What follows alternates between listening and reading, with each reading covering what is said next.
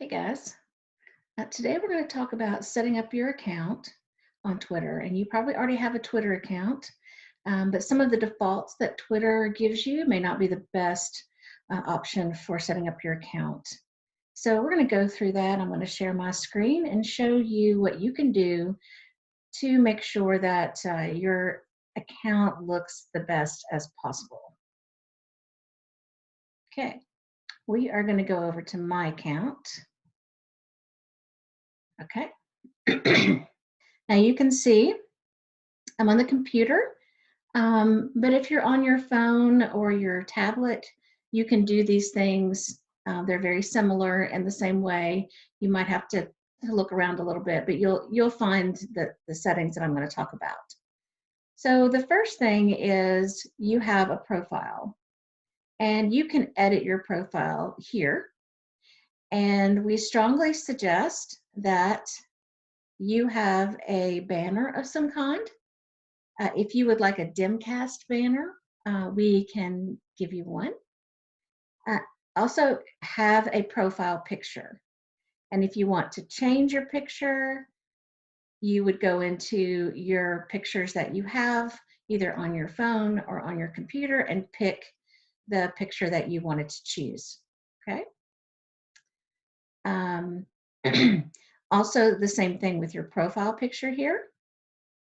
Your name can be up to 50 characters. People change their names a lot. You can have your actual name on there, just like you see mine is, or you can have a, something that describes you. Determined voter, persistence, demonstrator, whatever describes you. It doesn't have to be your name. In your bio, we recommend that you put something in there that tells people about your core beliefs. It can be funny. It can talk about who you support. If you are a DemCaster, you are free to put DemCast in your bio. It will help other DemCasters find you and potentially follow you back.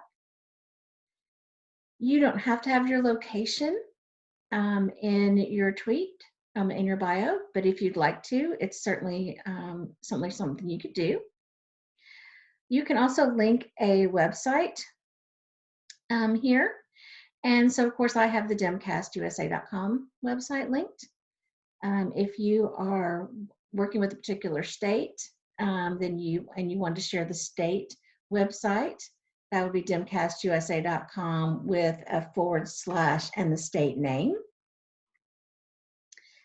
And you can have your date of birth. Now, what will happen is just the month and the day will show up, not the year, but I don't recommend doing this from a security purpose. It's too easy to steal someone's ID if they can get a hold of your date of birth. So once you finish making the changes, you hit save. And I guess I need to fix my picture here. I will do that. Now, one thing that you can't do from the edit profile screen is change your handle or what starts with an @ symbol. So you have to, in order to change that, you have to go into your settings and privacy. And here you've got your account. And you can see it's got my username here. Now, if you have set up an account with Twitter and it automatically assigns you or suggests a handle for you. If you have a handle that Twitter has suggested, it usually has some sort of combination of your name that you've put in, and then it has a long string of numbers after that.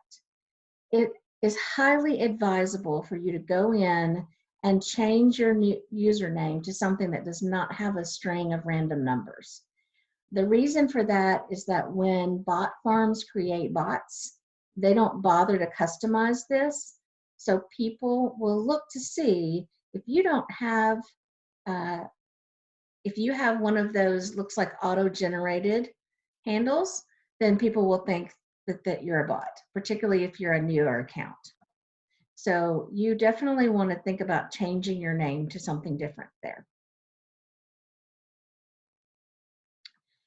The other thing here about having your profile picture is that if you do not have a profile picture and you don't have a banner and your name is full of numbers, people are definitely going to think you're a bot. So it doesn't have to be a picture of you.